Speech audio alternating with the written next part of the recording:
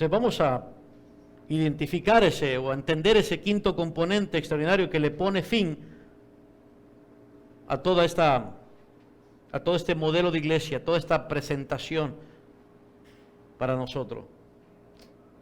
Y eso es lo que voy a hacer esta mañana, explicarles y terminar, concluir con esta serie. Entonces hemos dicho que esta expresión, esta última oración, cuando dice, y el Señor añadía cada día a la iglesia los que habían de ser salvos, tiene que ver con el quinto componente extraordinario de una iglesia edificada por Cristo, que una iglesia edificada por Cristo tiene que, hermanos, la garantía divina, 100% calidad. Esto es lo que Lucas quiere, al final de cuentas, enfatizar y poner en la mente de Teófilo y de cualquier lector como nosotros, de un modo que cause una serie de reacciones. O sea, esta última oración es lo que hace crítico este pasaje, hermanos, para aplicarlo.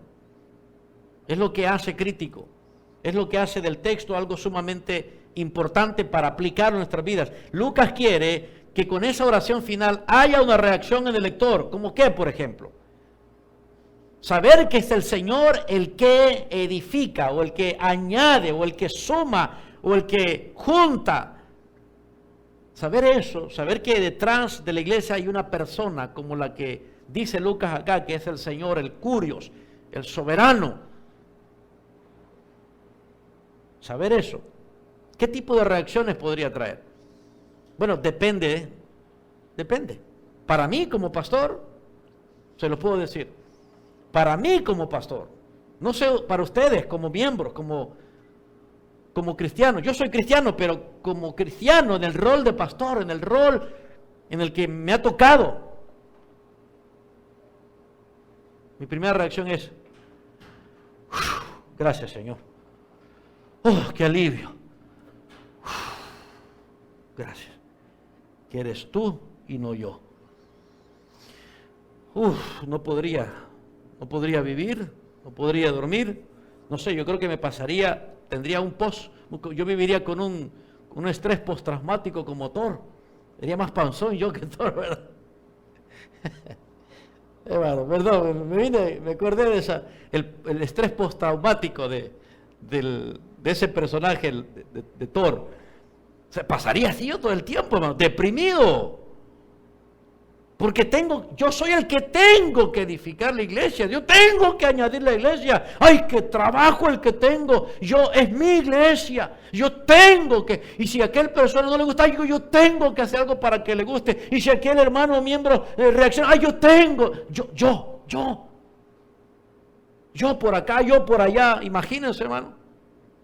¿Cómo yo podría atender a cada uno de los que dicen ser miembros? ¿Cómo yo podría producir en ellos un comportamiento como lo que se dice aquí? ¿Cómo podría yo hacer y producir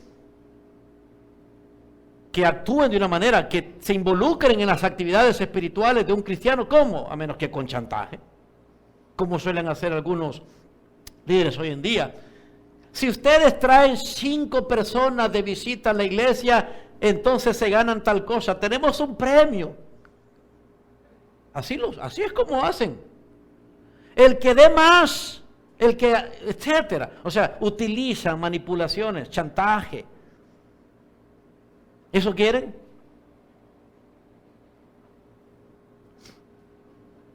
O sea, cuando yo termino leyendo este pasaje y digo, Señor, gracias.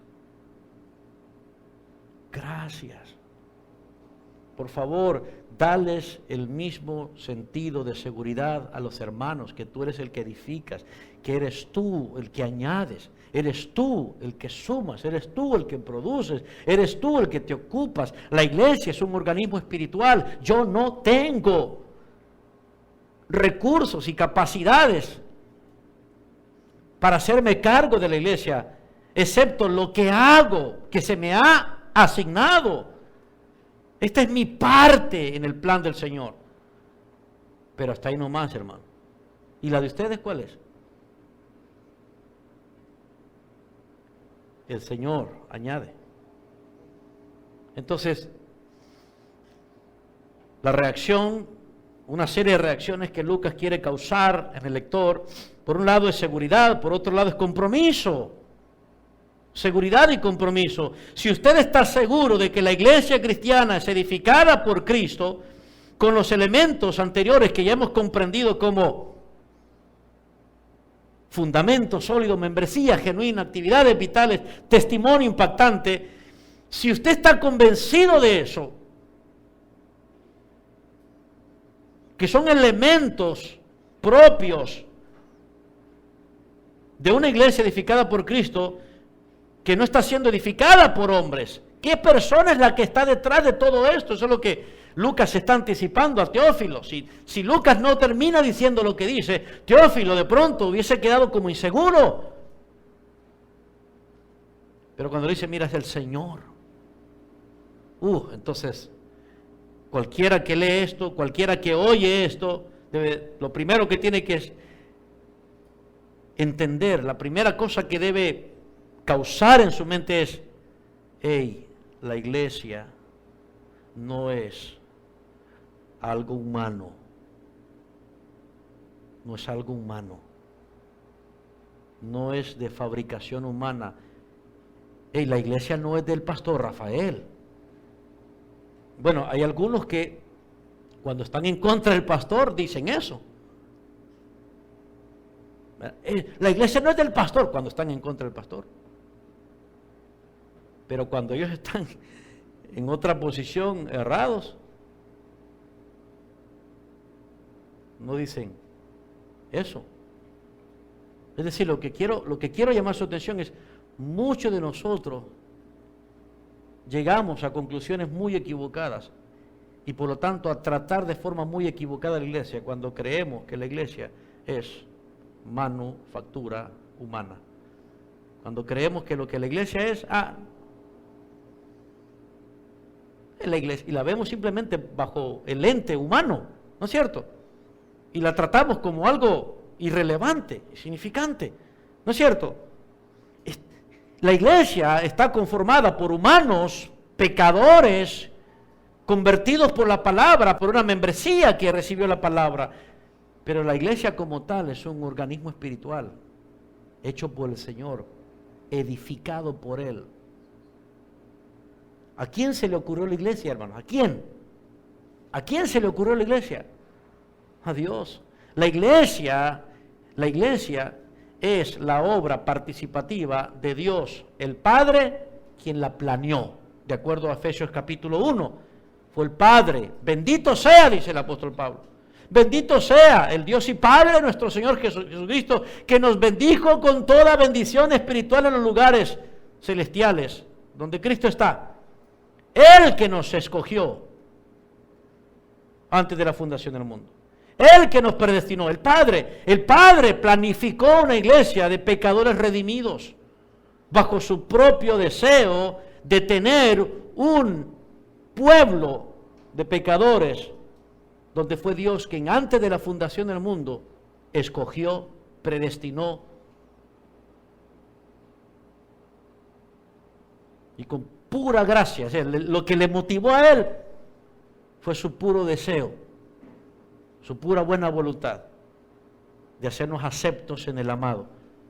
El apóstol Pablo concluye todo ese capítulo 1 de Efesios, o a la mitad mejor del capítulo 1 de Efesios, ligando a judíos convertidos en cristianos y a gentiles convertidos en cristianos en un solo pueblo. Y dice, caramba, este plan del Padre es para alabanza de la gloria de Él. Pero la iglesia no solamente es una obra en la que el Padre ha participado, es una obra en la que el Hijo participó. Mientras el Padre planeó la iglesia, el Hijo la compró con su propia sangre.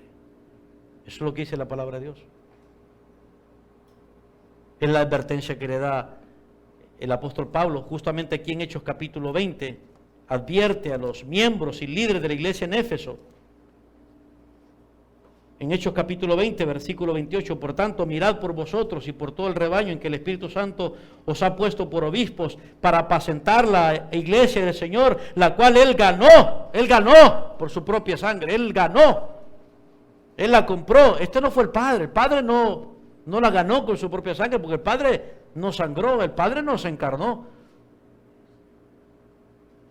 A veces de pronto la mente nuestra se confunde, ¿verdad? He escuchado personas, hermanos en Cristo, que cuando están orando dicen, Padre, te doy gracias porque diste tu sangre por nosotros. No, el Padre no dio su sangre por nosotros, fue el Hijo, quien es Dios. Él la compró, Él la ganó, Él sangró por ella. Él dio su vida. Él se entregó, dice el apóstol Pablo también en Efesios capítulo 5, se entregó a sí mismo por ella. Esa es la iglesia para Dios, esa es la iglesia para el Padre, esa es la iglesia para el Hijo.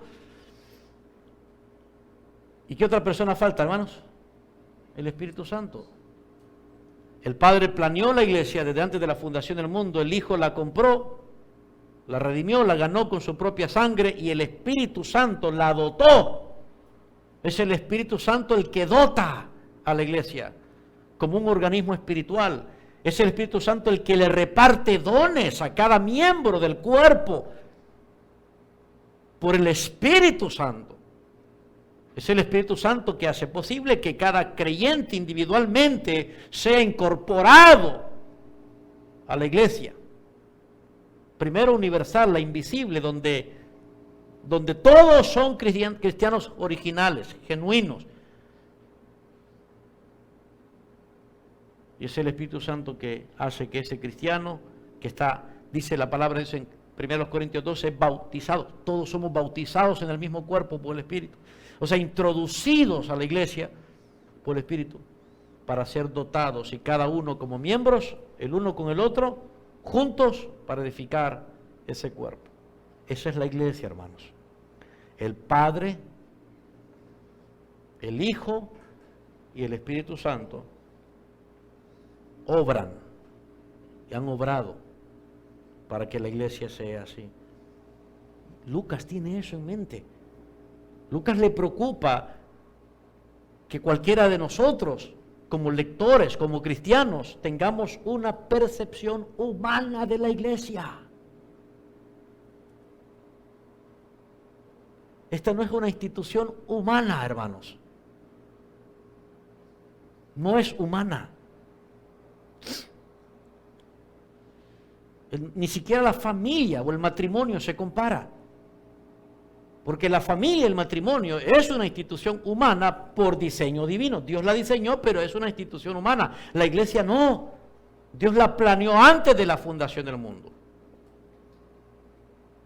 Es una institución divina, netamente divina, conformada por humanos, por supuesto que sí, pero no es humana. No veas la iglesia así.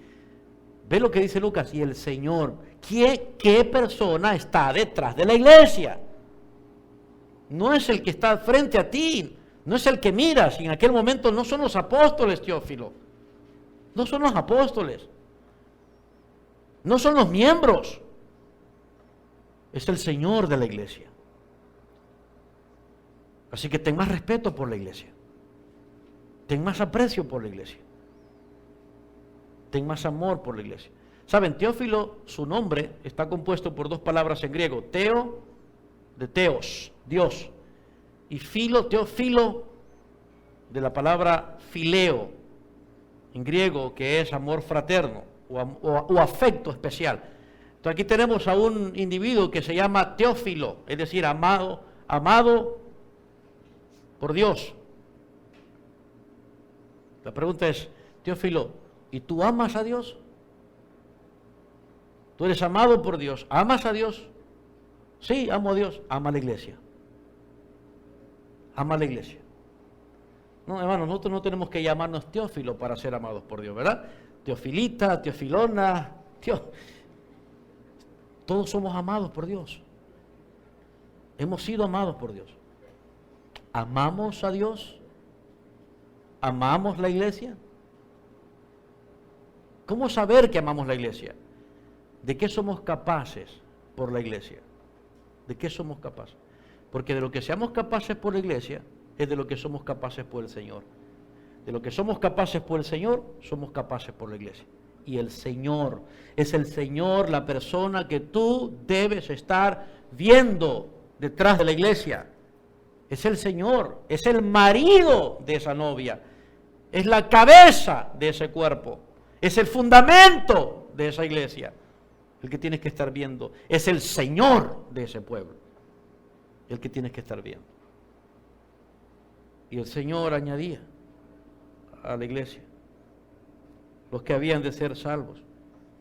Entonces, si ustedes están seguros de que la iglesia de Cristo es edificada por Cristo, ¿cuál debería ser su respuesta?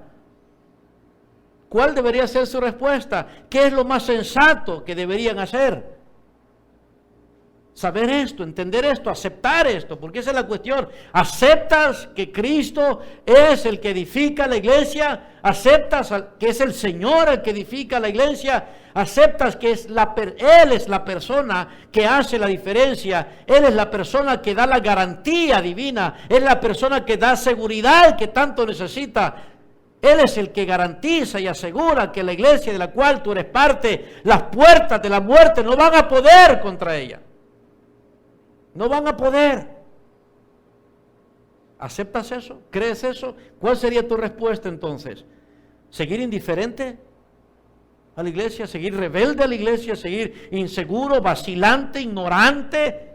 ¿O convencido y por lo tanto comprometido a ser parte de una iglesia edificada por Cristo? Estas son, creo yo, las preguntas que suscita Lucas con esa declaración. Y el Señor añadía cada día los que han de ser salvos. Yo creo que eso es lo que Lucas quiere provocar en cualquier lector, en cualquiera que se llama cristiano. ¿Ves esto, Teófilo? ¿Ves todo esto que te acabo de contar? ¿Ves este modelo que te acabo de describir? ¿Sabes por qué es así? ¿Sabes por qué es así? ¿Sabes por qué ves estos componentes? Porque el Señor es quien lo hace. Es la obra del Señor.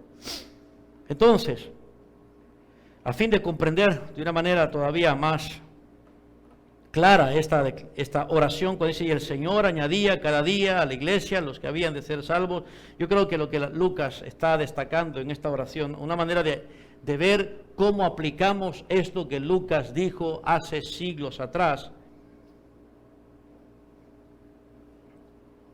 es cuando nosotros entendemos qué es lo que garantiza a la iglesia ser edificada de la manera en como hemos visto. ¿Qué es lo que lo garantiza? ¿Saben qué es lo que lo garantiza, amados?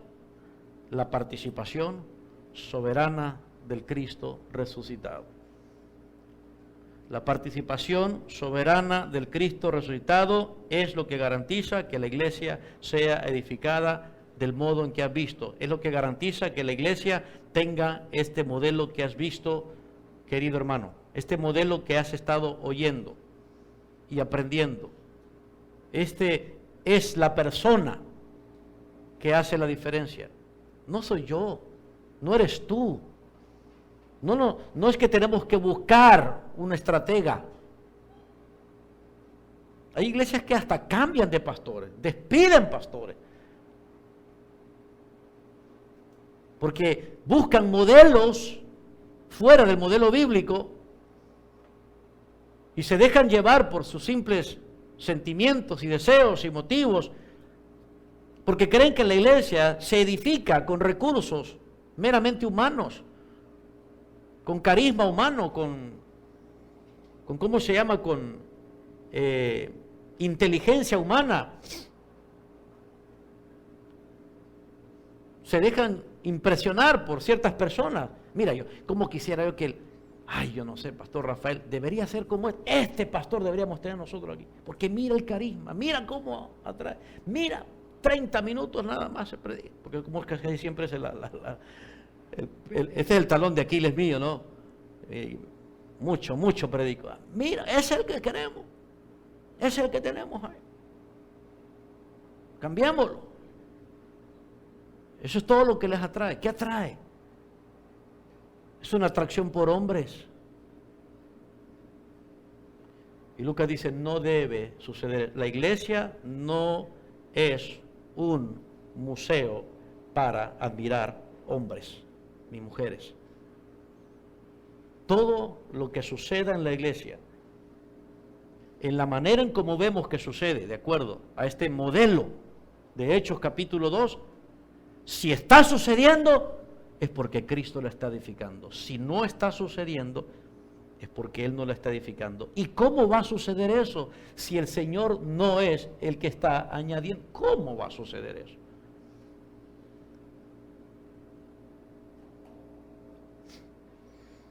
Entonces, ¿qué es lo que garantiza que la iglesia sea edificada a la manera de Dios? Cristo, el Señor. El Señor añadía cada día los que habían de ser salvos. Entonces, vamos a tratar de entender lo que significa la participación soberana del Cristo resucitado, para lo cual Lucas entonces dijo eso. En primer lugar, vamos a estar considerando la designación de ese soberano y la acción. Por un lado, la designación. En otras palabras, responderemos la pregunta, ¿quién es el responsable directo de edificar la iglesia? Entonces Lucas nos da una designación de ese responsable. ¿Quién es, hermanos? El Señor. El Señor. Y yo creo que Lucas, al darle esa identidad, al darle ese título a Jesús, porque ¿quién otro puede estar diciendo Lucas eso? Si Lucas, el Evangelio de Lucas y Hechos son un solo libro para Teófilo, y desde el capítulo 1 está la dedicatoria. En la dedicatoria del libro de lo que está escribiendo Lucas para Teófilo, que es el Evangelio de Lucas y el libro de Hechos, en el primer capítulo dice a quién va dirigido y dice que es sobre Jesús. Así que Teófilo no puede entender otra cosa, que cuando lee aquí y el Señor no es otro que Jesús. Pero lo primero que me imagino le viene a la mente a Teófilo es Jesús, el que fue crucificado. ¿Cómo puedes decir que la iglesia está siendo edificada por el Señor, Lucas? Oh, ya sé. No solo fue crucificado, fue resucitado. Entonces, parte del dilema, ok, ahora entiendo, Lucas. Pero no me acabas de decir, de acuerdo a lo que lee al final del Evangelio de Lucas y al principio del libro de los Hechos, no me acabas de decir que el Señor Jesús ascendió al cielo. ¿Cómo puedes decirme entonces que está añadiendo personas a la iglesia? ¿Cómo puedes decirme esto?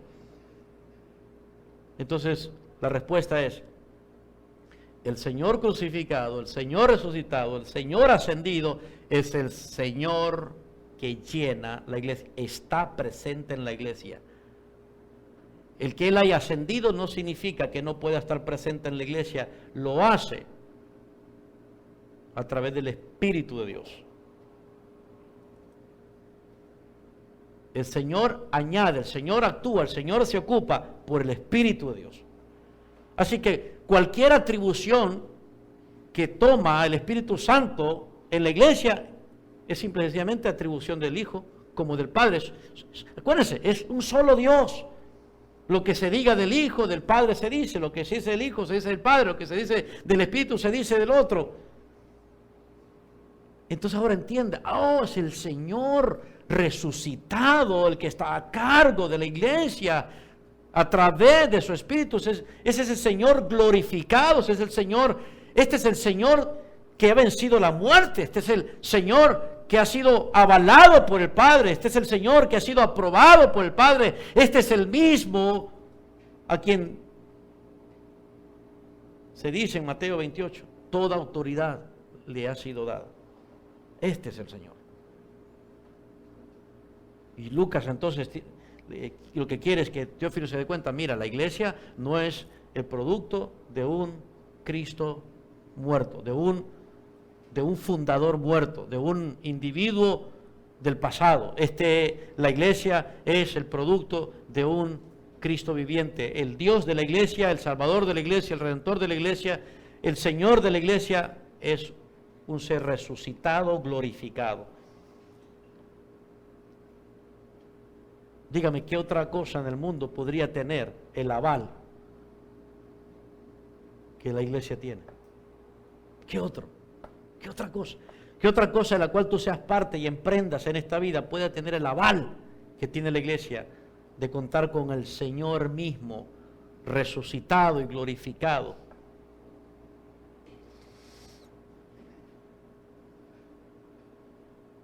Ahora Lucas quiere también resaltar otra cosa más del responsable directo cuando utiliza la palabra Señor.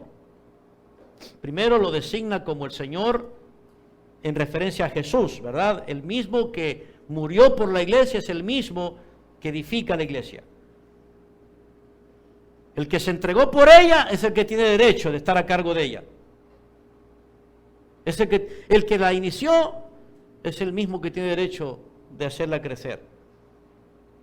Es el mismo que tiene derecho de hacer de la iglesia lo que Él quiere, porque Él la compró, Él murió por ella, Él se la ganó, ¿me comprenden?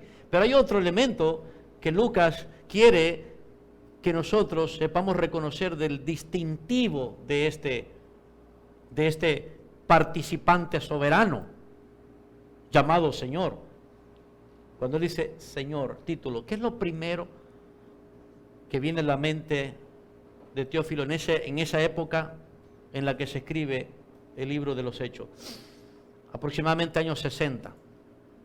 Pocos años antes del año 70, es decir, en el año 70 dice la historia que el templo judío fue destruido y fue destruido por una persecución romana universal. Judíos, todos los que son judíos fueron perseguidos, fueron sometidos. Fue una reacción del Imperio Romano para poder eliminar de una vez por todas cualquier indicio de rebelión israelita. Estos sean cristianos o no, una persecución tremenda sea. Pero además de eso, pocos años después se incrementaría una persecución enfocada solo en los cristianos. Como chivos expiatorios serían usados para que el emperador Nerón romano pudiese lograr sus egoístas y locas ideas. Entonces lo primero que viene en la mente de Lucas es, Señor, ¿quién es el Señor de la iglesia? Este es el Cristo que la compró, que la ganó, resucitado, glorificado, ascendido, que está a la diestra del Padre. ¿Podrá este Señor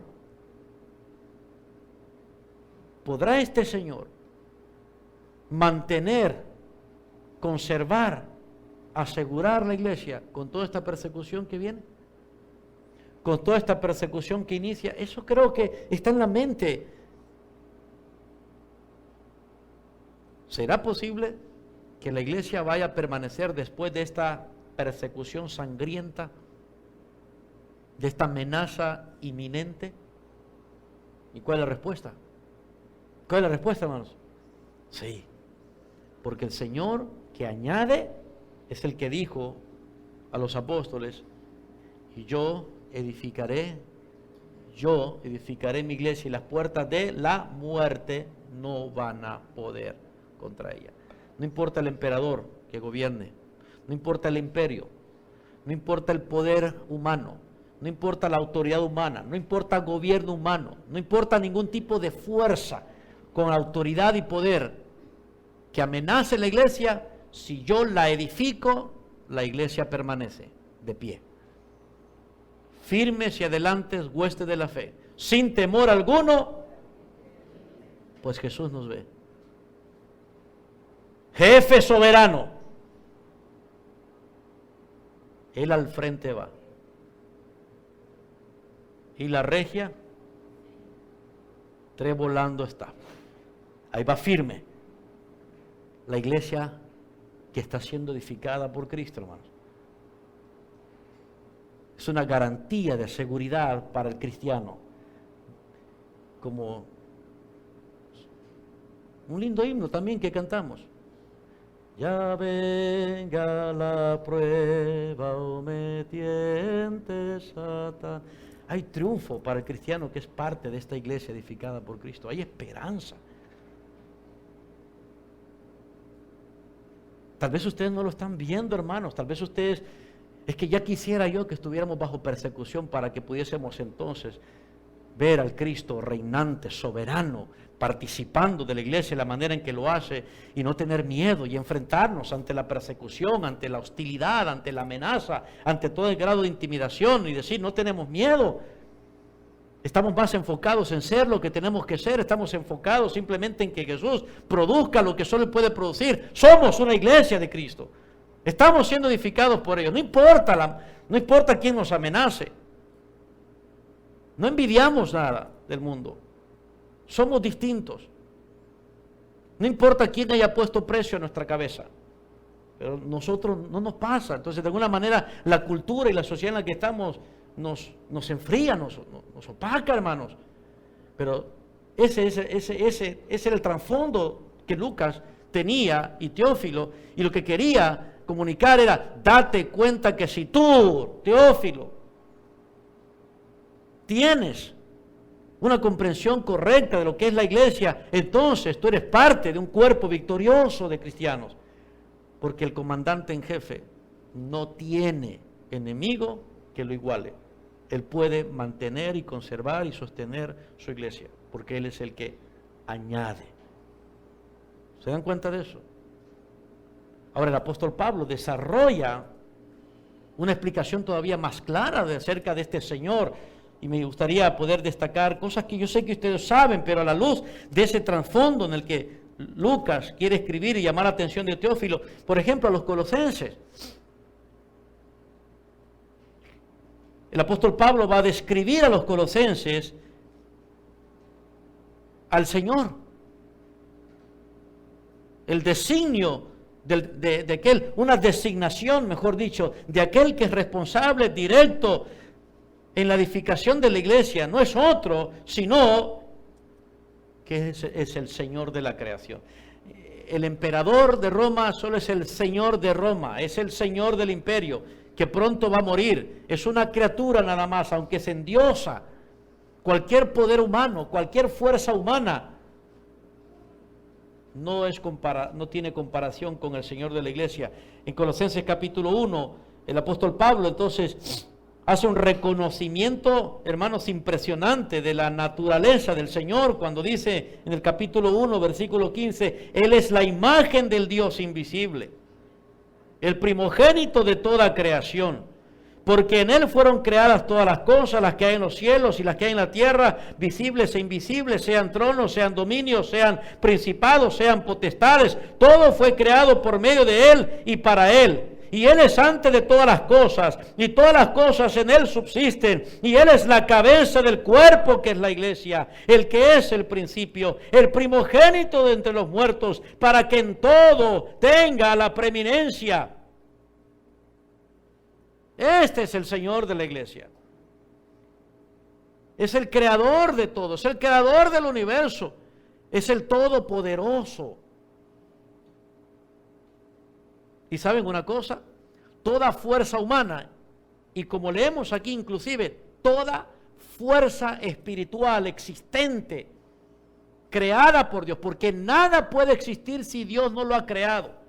Nada puede existir si el Cristo de la iglesia no lo hizo, porque Él es el creador. Es lo que dice, este es el testimonio aquí. En Él dice, porque en Él fueron creadas todas las cosas. ¿Qué cosas, Pablo? Las que están en los cielos y las que están en la tierra. A ver, dime, ¿a qué se refiere eso? Visibles e invisibles. Y luego dice, sean tronos. Mira, sean tronos, sean dominios, sean principados, sean potestades, tronos y dominios, para aplicarlo a cualquier autoridad o gobierno humano, y luego el resto que dice principados y potestades, para aplicarlo a todo gobierno angelical, a cualquier fuerza espiritual. Dime, ¿qué tipo de enemigo pudiese superar al Creador? ¿Algún enemigo visible? ¿Algún enemigo invisible?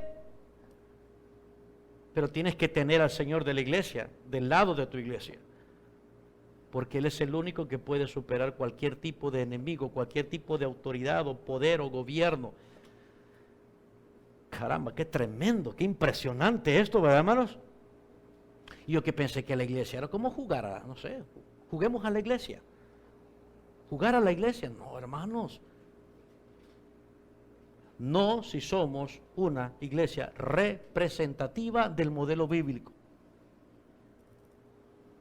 Contamos con el Señor de la iglesia. Entonces, ¿cómo se le designa al que participa soberanamente en la edificación de la iglesia? El Señor de lo visible y de lo invisible, el Señor de todo lo creado, el Señor de toda fuerza, el Señor de todo poder, el Señor de todo gobierno. ¿Hay algún enemigo que pueda enfrentar al Cristo de la iglesia? No lo hay. Entonces, mientras Cristo edifica la iglesia, mientras Él añade los que han de ser salvos, no hay manera, no hay forma de que se pueda frustrar lo que Él ha determinado. No hay manera tampoco de que el Cristo de la iglesia necesite de nosotros. No hay manera de que nosotros podamos hacer la diferencia. No hay manera de que nosotros podamos mejorar la iglesia. No hay manera, hermanos, no hay manera de que nosotros podamos ser una iglesia cristiana sin el Cristo de la iglesia. No hay forma. No hay manera. Y Él es la cabeza. Y Él es la cabeza del cuerpo que es la iglesia. Él es la cabeza. La autoridad. Él es el que nos gobierna.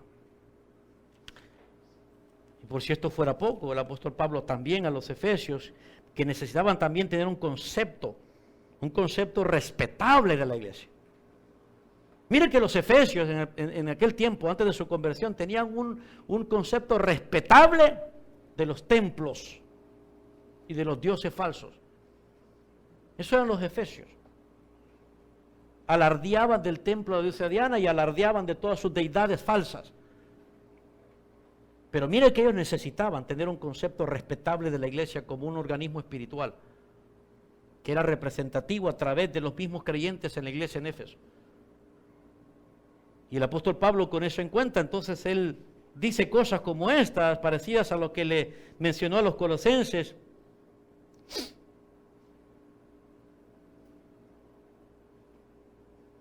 Dice la palabra de Dios, si ustedes pueden ver conmigo,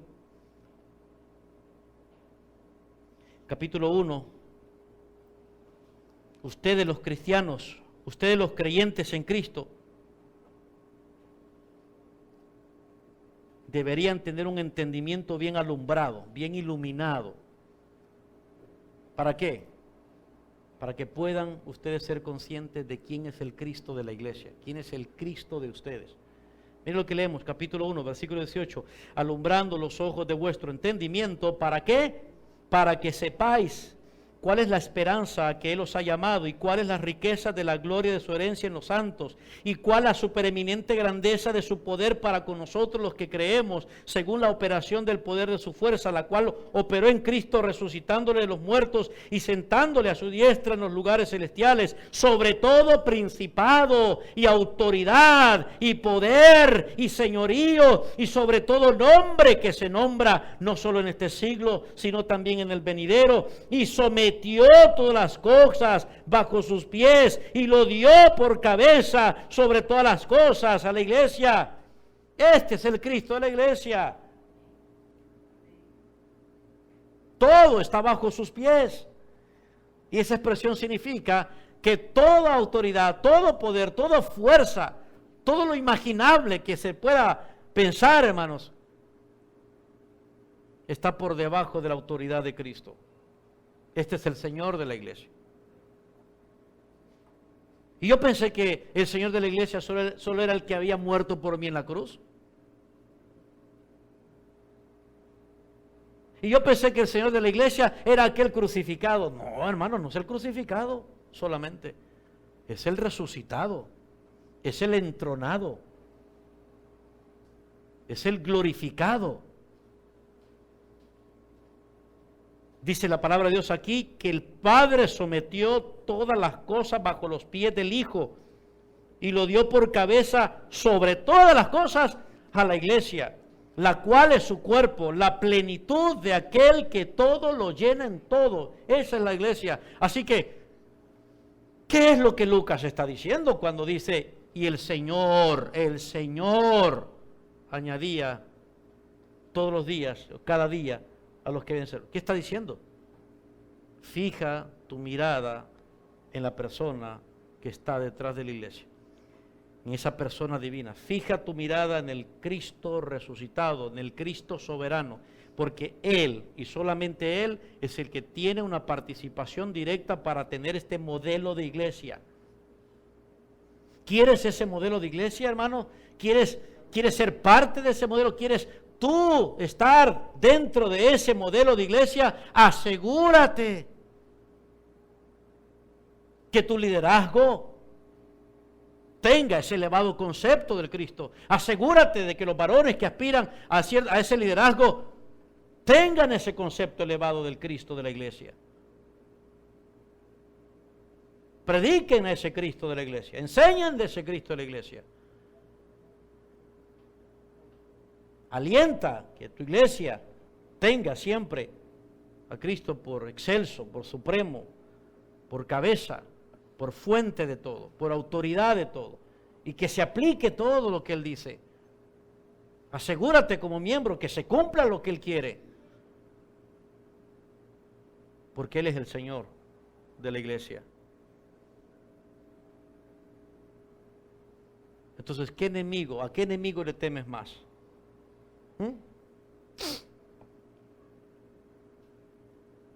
¿A qué enemigo le temes más? ¿Qué es lo que pueda pasar en esta vida que pueda poner en peligro la iglesia de Cristo y a los cristianos de la iglesia? Nada, hermanos, nada, ni la muerte. ¿Saben quién es el único que puede poner en peligro nuestras vidas? ¿Saben quién es el único, hermanos? Es el Señor mismo. Él sí puede poner en peligro nuestras vidas. Si nosotros rompemos con su modelo, si nosotros nos rebelamos contra su modelo, si nosotros no queremos practicar su modelo bíblico de iglesia. Y por eso es que tenemos las 7 cartas en Apocalipsis, las 7 cartas a las iglesias. Más vale que estemos muy atentos de eso, porque ahí Él se dirige a una iglesia ortodoxa, pero sin amor. El Cristo glorificado, resucitado, ahí se dirige a una iglesia muerta, pero que se cree viva, a una que se cree rica, pero es pobre y miserable. A una que se siente bien por las apariencias externas, pero por dentro está podrida. Pero ahí se dirige también a una iglesia sufrida y que persevera. Entonces hay una serie de mensajes en las 7 cartas a las iglesias en las cuales nosotros tenemos que estar viendo por qué Jesús tuvo que mandar esas 7 cartas a esas iglesias representativas como Éfeso, Esmirna, Pérgamo, Laodicea, Tiatira, Sardis, Filadelfia. ¿Por qué, hermanos? Porque Él quería que las iglesias locales supieran lo que Lucas ya había dicho. Hay un modelo bíblico de iglesia. Si te sales de ese modelo, no esperes otra cosa que el Señor de la iglesia se presente en la iglesia y tome medidas. Y diga, yo tengo contra ti. Si no te arrepientes, haré tal cosa. El que tiene oídos para oír, oiga, no juguemos a iglesia, hermanos. No juguemos. No juguemos. Esto es serio. Estamos metidos en un asunto serio. No juguemos. Ese es el Señor de la iglesia. Pero esto también genera, hermanos, como les decía al principio, seguridad, confianza. Si Él es conmigo, ¿quién contra nosotros? Si Él es por nosotros, ¿quién puede triunfar? ¿Quién puede lograr algo en contra de nosotros? Y cuando el enemigo hace, y cuando la persecución viene, y cuando la iglesia sufre, y cuando la iglesia persevera, sufre y es atribulada, como le dice a la iglesia allá en Apocalipsis, en la carta de los que sufren allí, creo que es Pérgamo, que está en la guarida de Satanás. Oh, el Señor dice, no temas, conozco que perseveras, te haré vencedor y te voy a dar corona, pero no temas. Increíble, hermanos, tener del lado de uno en cualquier etapa, en cualquier situación, en cualquier circunstancia al Señor de la iglesia. Entonces, eso es lo que, hermano, eso es lo que deberíamos estar teniendo en cuenta. ¿A quién vemos cuando vemos la iglesia, hermano? ¿A quién vemos cuando somos parte de una iglesia? ¿A quién vemos? Tiene que ser el Cristo, el Señor, que añade. Esa es la designación que tú, hermano, tienes que tener en la mente. Una designación del Cristo exaltado, glorificado, resucitado, el que está por encima de todo. El apóstol Pablo dice que el Padre lo exaltó hasta lo sumo y le dio un nombre que es sobre todo nombre, para que toda rodilla de los que están en los cielos y en la tierra se doblen y toda lengua confiese que Jesús es el Señor, para gloria de Dios Padre. Más vale que nosotros tengamos a este Señor como cabeza de esta iglesia, como Señor de esta iglesia. Dice nuestros fundamentos de la iglesia, de esta iglesia local, dice nuestros fundamentos. ¿Qué? ¿Se acuerdan de los fundamentos, hermanos? ¿Cuáles son nuestros fundamentos? ¿Cuáles son? ¿Cuáles son? Los fundamentos de esta iglesia local. No se acuerdan, están afuera, pegados ahí. No, los fundamentos. Enfoque, muy bien, en el carácter de Cristo, en la suficiencia de Cristo, en la autoridad de Cristo y en la sumisión de Cristo. Están escritos ahí. Ahora pasemos de lo dicho al hecho, para que podamos tener estas garantías, hermano, garantía de calidad. Hecho, mire, sí, el sello, hecho. Cristo está haciendo esto. Esta es la edificación de Cristo. Esta iglesia local pasó ¿qué? La prueba de calidad. Hecho aquí. Y está constantemente siendo sometida a los estándares y el modelo bíblico. Y todos participamos, teniendo a Cristo por Señor. ¿Me comprenden? Este no es cualquier Señor, hermanitos. Y Teófilo lo sabía. Y Lucas lo sabía. Y ustedes lo saben. Ustedes lo saben, hermanos. Entonces, ¿qué reacción nos trae eso? Ahora, lo segundo. Cuando Lucas nos presenta aquí la participación soberana del Cristo resucitado, no solamente responde quién es el responsable directo. Directo para crearla, directo para edificarla, pero también directo para defenderla, directo para protegerla, directo para conservarla, directo para preservarla. Aquí tenemos el Cristo y si Él está, no hace falta nadie más. Pero además de eso, Él responde a otra pregunta cuando nos presenta al Cristo participando soberanamente en la iglesia, nos presenta cómo es que Él participa. Entonces, vimos la designación de este soberano y ahora vemos la acción de este soberano. Una acción directa, hermanos. ¿Cómo es que Él participa de forma directa? Mire lo que leemos en Hechos. Regresamos aquí. Y el Señor dice que añadía cada día los que habían de, ¿qué, hermanos? Ser salvos. Añadía. Esta palabra ya había sido mencionada, por ejemplo, en el versículo 41, cuando dice ahí que los bautizados fueron añadidos. Y es una palabra compuesta con un gran énfasis a una intervención de promover o de agregar, agregar lo que no hay. La idea es de que el Señor directamente y de modo, digámoslo así, determinante, suma, agrega, da. Es el Señor mismo el que procede a hacer que la iglesia crezca. Es el Señor mismo que de forma determinada, sin el permiso de nadie, sin ningún tipo de ayuda humana, sin ningún tipo de, como quien dice, sin ningún tipo de elemento humano, sin ningún tipo de como permiso humano. Él, de forma determinada, Él es el que procede a hacer que algo que no podría ser hecho, sea hecho. Añadir, sumar, prosperar, crecer. ¿Cómo podríamos tener una iglesia próspera, creciente? ¿Cómo? Solo si el Señor, ¿qué hermanos? Hace lo imposible. Él es el que añade. Entonces aquí está la acción directa de parte del Señor. ¿Quién se lleva el crédito? Cuando un pecador se convierte o es convertido. ¿Quién se lleva el crédito cuando un pecador que rechazaba la palabra de Dios ahora la acepta como autoridad y se rinde? ¿Quién se lleva el crédito cuando hay arrepentimiento y fe? ¿Quién se lleva el crédito entonces cuando ese cristiano convertido es bautizado? ¿Quién se lleva el crédito cuando ese bautizado se incorpora a la iglesia local y comienza a servir con sus dones? Y comenzamos a ver, uy caramba, qué hermoso servicio, qué sacrificado servicio, qué dedicación del hermano. Oh, cómo edifica la iglesia. ¿Quién se lleva el crédito? ¿Quién se lleva el crédito cuando un cristiano genuino, como lo que vemos aquí, ofrenda, da, comparte, reparte?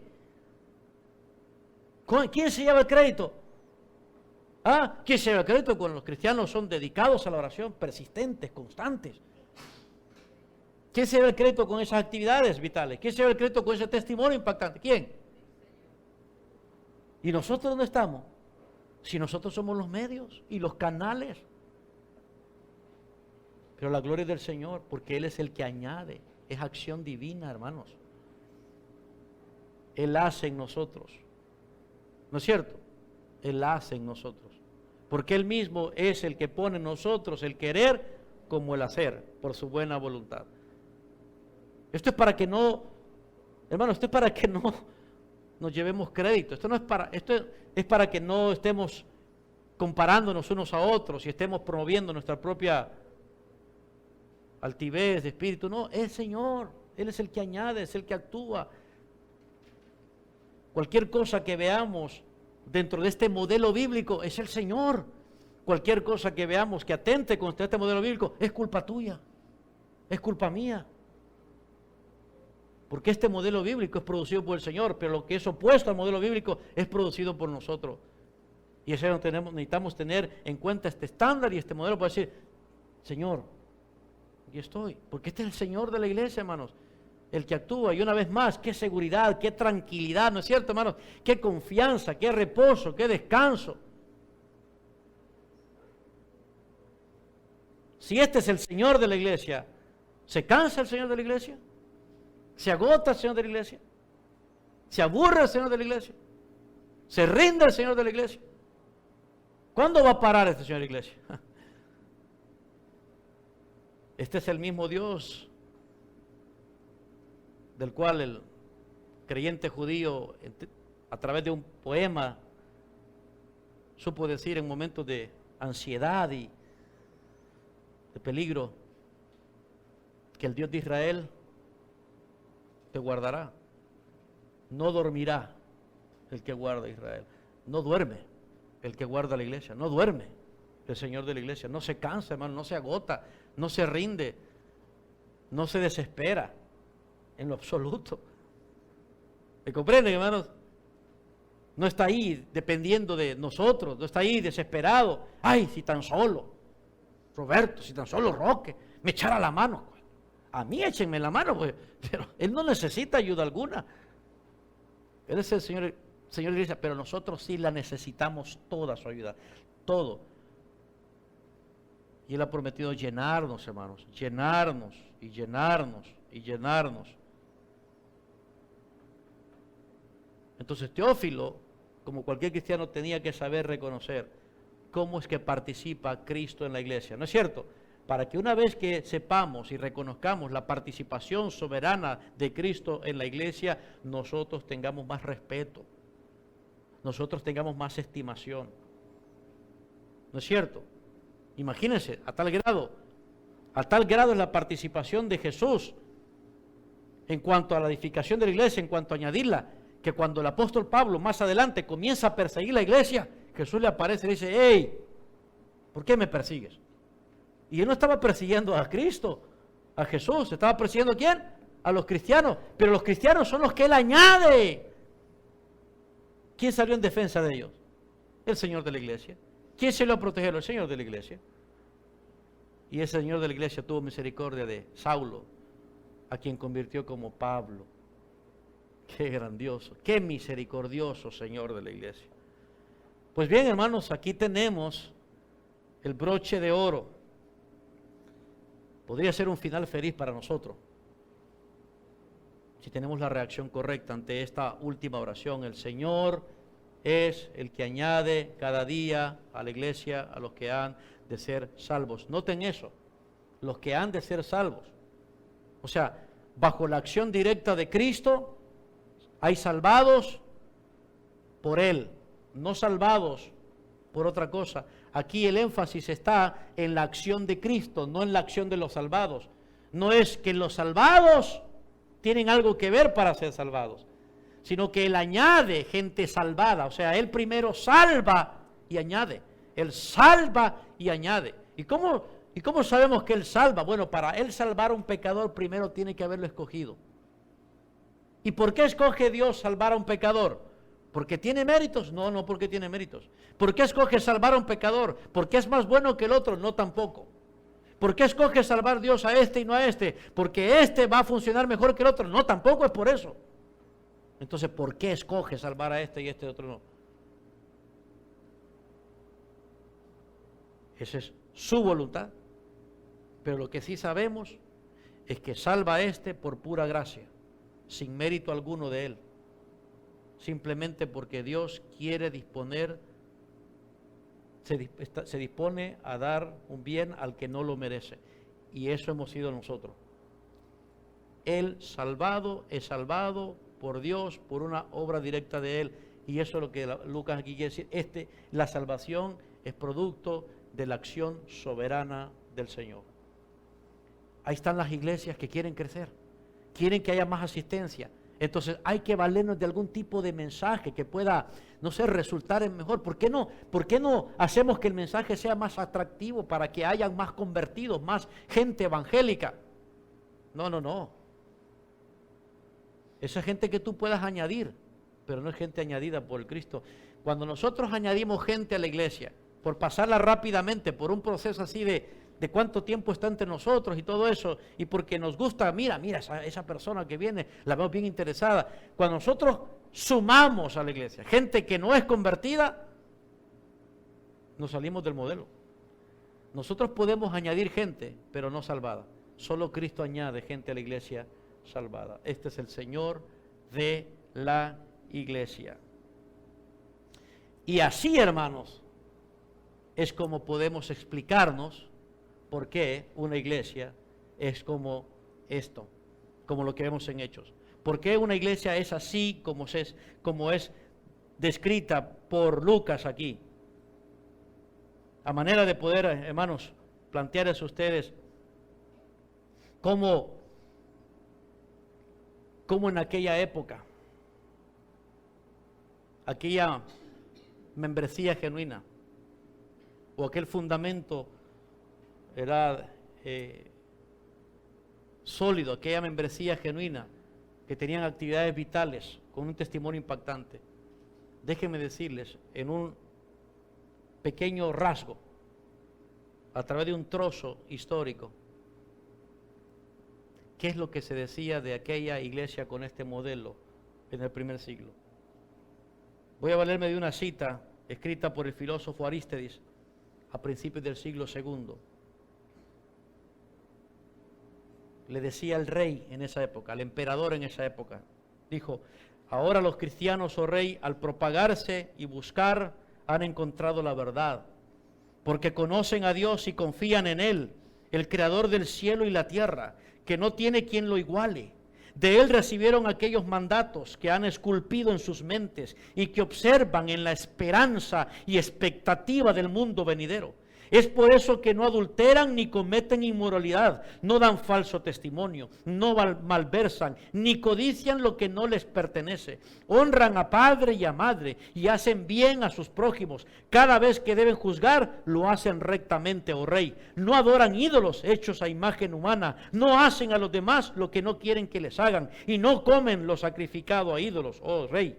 A quienes los oprimen, los exhortan y convierten en sus amigos. Hacen bien a sus enemigos. Sus esposas, oh rey, son puras como vírgenes y sus hijas son modestas. Sus hombres se abstienen de todo contacto sexual ilícito y de impureza, en espera de la recompensa que ha de venir en otro mundo. Oh rey, en cuanto a sus siervos y siervas, con sus hijos, si los hay, los persuaden a volverse cristianos y cuando lo hacen, los llaman hermanos sin distinción. Oh rey, se niegan a adorar dioses extraños y siguen su camino con toda humildad y alegría. No existe falsedad entre ellos, se aman unos a otros, no se olvidan de las necesidades de la viuda y rescatan al huérfano de la persona que lo violenta. El que tiene, provee al que no tiene, de buena gana y sin jactarse. Cuando los cristianos, oh rey, encuentran a un extranjero, lo llevan a sus casas y se regocijan por él como un verdadero hermano.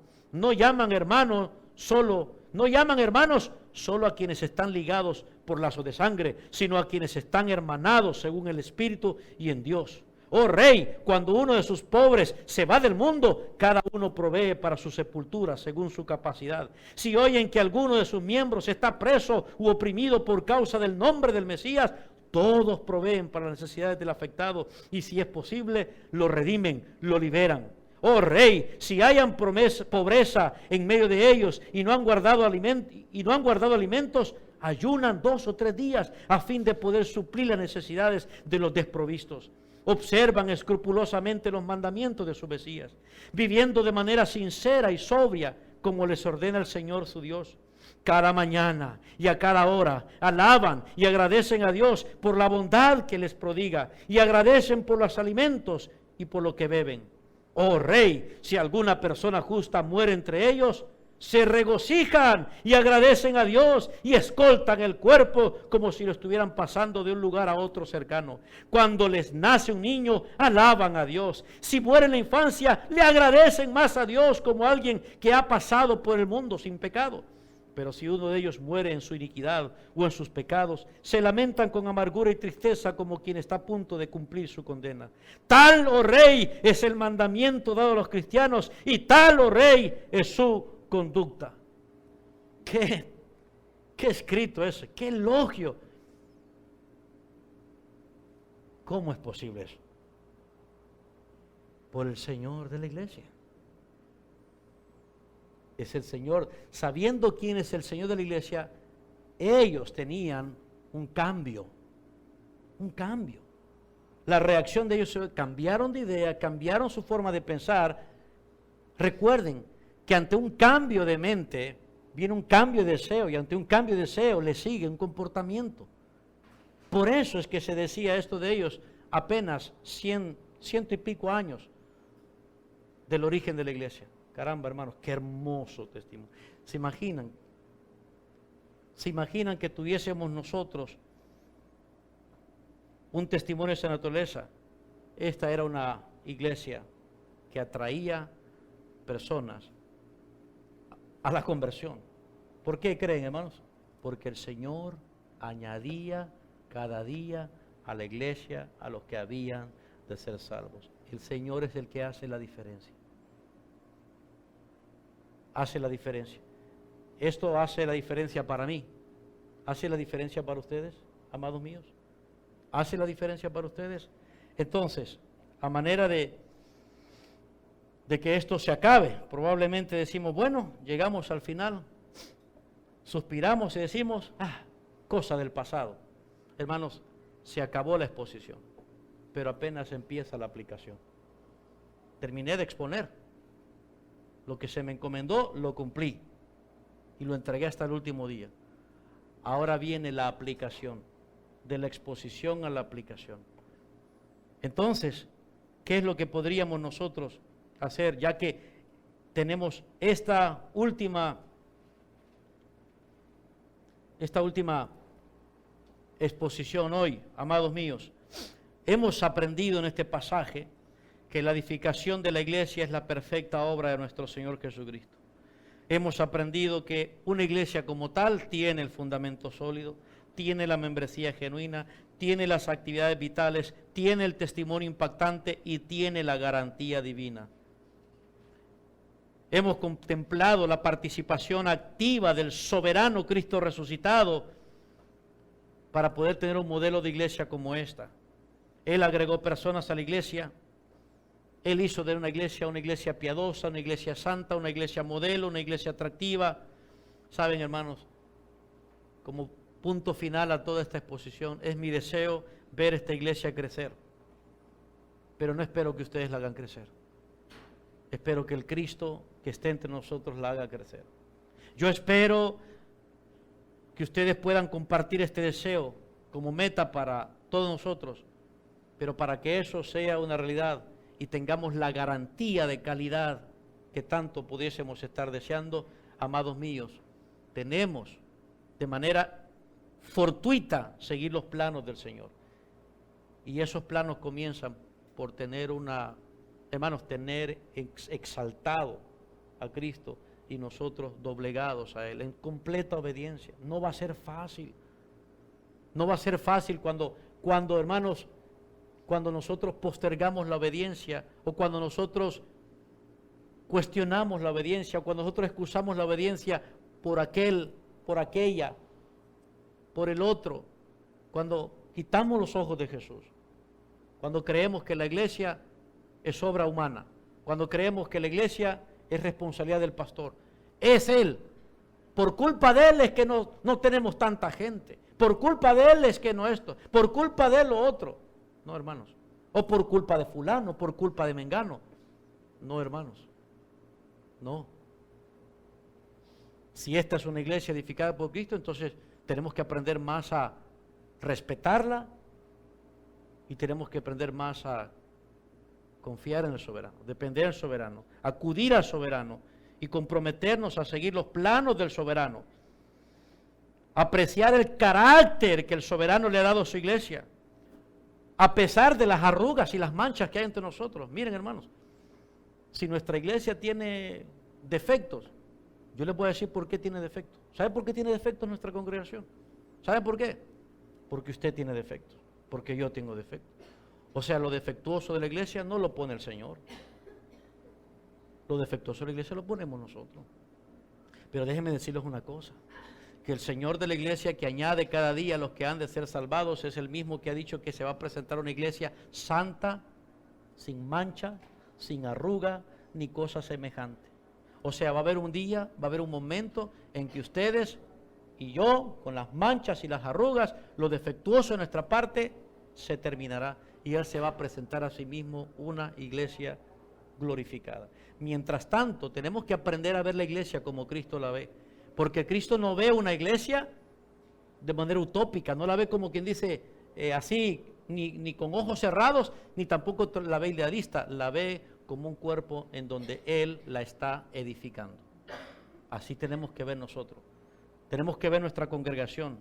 Si nosotros dejamos que Cristo edifique la iglesia a su manera, entonces las puertas de la muerte no van a prevalecer contra nosotros. Si tú quieres hacerlo mejor por la Iglesia Bíblica Bautista Fuente de Vida, si tú quieres hacerlo mejor por esta comunidad de fe en esta colonia, entonces tú tienes que comenzar a seguir los planos y el modelo que se te ha enseñado. Tienes que hacerlo mejor por la iglesia. Por causa del Cristo de la iglesia, tienes que hacerlo mejor por la iglesia. Y yo diría, hermanos, no por mí, sino porque creo que es elemental, viniendo de la palabra de Dios, yo diría que deberían comenzar a animar más a que tengamos nosotros los líderes más compromiso con esto. Anímenme a no bajar el estándar, anímenme a no cambiar el modelo, anímenme, aliéntenme. Cuando ustedes vean que estoy haciendo lo que me corresponde en mi función, anímenme, aliéntenme y díganme, pastor, ese es el camino, ese es el modelo, siga adelante. Y exhórtenme y repréndame cuando no lo haga. Y por otra parte, haz tú lo mismo. Cumple tu parte. Yo tengo mi parte. Mi parte es enseñarte, mi parte es alimentarte, mi parte es nutrirte, mi parte es explicarte y llevarte a ver cómo este sentido de la palabra puede ser aplicado. Haz tu parte. Tu parte es obedecer, tu parte es aplicar, tu parte es actuar, tu parte es aportar, tu parte es hacer que la iglesia como un todo esté siguiendo los planos del Señor. Tu parte es estar comprometido. Tu parte es responder, es actuar. Esa es tu parte.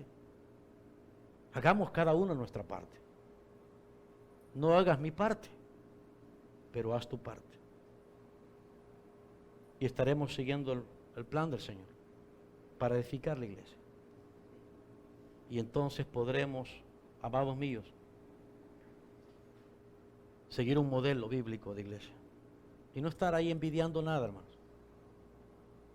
Pero lo más importante, no tendremos que escuchar las palabras del Señor como las que fueron dichas en algunas de las iglesias, según las cartas del Apocalipsis. No tenemos que escuchar una amenaza. No tendremos que escuchar del Señor decir, estás muerto, no vives, te quitaré de allí si no te arrepientes. No tendremos que escuchar eso. Esperamos mejor escuchar la aprobación del Señor, el aliento del Señor. Así que mientras tanto el Señor viene, hermanos, asegurémonos de estar comprometidos en ser un cristiano que colabora edificando nuestra iglesia de acuerdo al plan del Señor. ¿Lo van a hacer, hermanitos? ¿Lo quieren hacer? ¿Han cambiado sus ideas? ¿Han cambiado sus deseos? Entonces van a cambiar su comportamiento. Cambien su manera de ver la iglesia. Cambien su manera de ver las actividades de la iglesia. Súmense más a la actividad de la iglesia. Y no me estoy refiriendo a vender, aunque cuando tengamos que vender cositas, si tienen buenos motivos esas cositas para poder propagar el ministerio, fortalecer el ministerio en términos de lo que queremos, está bien. Pero yo me refiero a las actividades vitales. Súmense a ellas. Cúmplanlas. Tengamos un testimonio impactante. No hay manera de tener ese testimonio impactante si nos olvidamos del Señor en el día a día, hermanos. Bueno, pónganse de pie. Vamos a entregarnos al Señor. Me siento nostalgia, hermanos, que ya no voy a predicar de pasaje.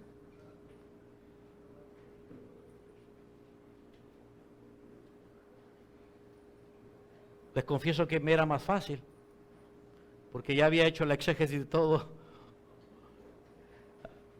Toma tiempo, hermanos, preparar un sermón para poder extraer el significado de un pasaje. Hay que primero conocer todo el contexto del libro, el contexto histórico. Hay mucho trabajo por hacer, así que se me acabó la parte más fácil. Vamos a regresar a Juan, si el Señor lo permite, y vamos a concluir con aquella serie. ¿Se acuerdan que comenzamos de Juan capítulo 15? Oremos. Oh Padre nuestro Dios, te damos las gracias por habernos concedido la bendición, Señor, de oír las últimas palabras de este pasaje bíblico que nos entregaste para poder discernir, Señor, tu voluntad, el principio que debe regular nuestras vidas y controlar nuestros pensamientos y doblegar nuestro ser y guiar nuestra conducta. Padre, nos has presentado un modelo de iglesia a lo largo de todo este tiempo que tiene por distinción a Cristo como el Señor, el que hace la diferencia, la persona detrás de todo esto, detrás de una novia tan embellecida, tan atractiva como tu iglesia, atractiva por ti y lo que haces a través de ella. Como bien dice la gente en nuestros días de hoy, detrás de cada buen hombre hay una buena mujer. En nuestro caso, Señor, detrás de cada iglesia buena, sana, está el Cristo exaltado, el Cristo precioso, el Hijo de Dios que la ganó, que la compró, el Señor de la iglesia, el que edifica la iglesia, el que hoy se nos ha presentado de nuevo con sus propios distintivos, con su propia grandeza para darnos seguridad. y para alentar nuestro corazón a ser parte de una congregación local que represente ese modelo donde Cristo es el que la edifica perfectamente y donde Él es el que hace la diferencia, donde Él suministra todo lo necesario, donde Él es el que directamente hace posible lo que anhelamos en nuestra congregación. Padre, nos arrepentimos por las muchas veces en que hemos quitado nuestros ojos de tu Hijo y hemos, por lo tanto, renegado de tu iglesia y nos hemos concentrado en la parte humana y nos hemos olvidado del participante divino que provee garantía divina para una iglesia edificada de acuerdo a tu voluntad. Perdónanos, oh Señor, por esa atracción que tenemos hacia lo externo, hacia las apariencias. Perdónanos, oh Señor, por la atracción que tenemos hacia lo humano, hacia lo material. Y cambia, Señor, nuestra atracción por lo divino, por lo espiritual, por lo justo, por lo que es eterno, por lo verdadero, por lo original, lo cual viene solamente de ti, Señor. Padre, te pedimos por esta congregación. Pedimos que cada miembro de esta iglesia sea un miembro que represente un fundamento sólido, membresía genuina, con actividades vitales y con un testimonio impactante, de tal modo que todos podamos descansar en la garantía de que tú es el que estás presente, haciendo todo posible, Señor. Encomendamos la vida de nuestra congregación para que el resto del año podamos tener la oportunidad de ver y observar cambios en nuestras vidas. Podamos, oh Señor, ver diferencias en la manera en cómo vemos y tratamos tu iglesia, de la forma en cómo te vemos y te tratamos a ti, Señor. Encomiendo la vida de mis hermanos en tus manos y descanso en ti, Señor, que todo está en tus manos y que tú podrás hacer lo mejor por esta congregación. Y te doy gracias porque estando aquí o en cualquier parte donde me vayas, Señor, yo puedo reposar en que donde quiera que me lleves a servir, tú vas a edificar tu iglesia. Sé glorificado, Señor, porque eres bueno y fiel. Gracias, gracias, Padre, por habernos sostenido durante tanto tiempo con paciencia, pero gracias sobre todo, Señor, porque no faltó palabra tuya, porque nos concediste, oh Señor, examinar tu palabra y interpretarla, Señor, a pesar de nuestras dificultades. Tú nos iluminaste, también llamaste nuestro corazón, trataste con nuestras debilidades. Por último, Señor, que queremos pedir por aquellos que no son cristianos en esta mañana y que han estado, Señor, siendo expuestos a un modelo bíblico de iglesia. Ahora, Señor, te pedimos que el deseo que esté en sus corazones sea el deseo por el Cristo de la iglesia antes que por la iglesia, y que tú te conviertas en Señor y Salvador de ellos, para que salvados tú los añadas a nuestras iglesias, a nuestra congregación. Gracias, Padre. Pedimos por los hermanos de nuestra congregación que hemos llamado miembros, pero han estado inconstantes. Han estado, Señor, lejos de la obediencia y sumisión al Cristo de la iglesia. Por ellos te rogamos para que en un acto de misericordia, Señor, tú los hagas volver a ti. Pongas de nuevo firmeza en su corazón y temor, que recuerde que sin santidad no te podrán ver, Señor. Haz que regresen, que se arrepientan, que encuentren en Cristo el origen espiritual de sus vidas y el propósito para hacer tu voluntad. Te pedimos eso en el nombre de Jesús nuestro Señor. Y todos juntos decimos, hermanos, amén y amén. Que Dios les bendiga, hermanos.